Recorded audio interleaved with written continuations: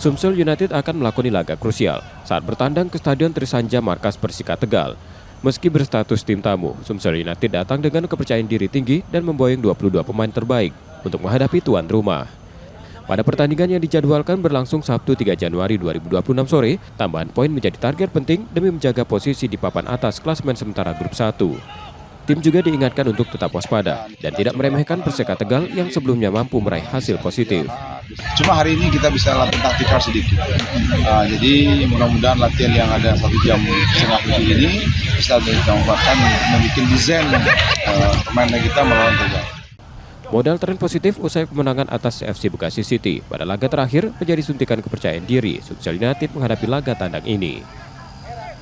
Nur Muhammad, Kompas TV, Palembang, Sumatera Selatan.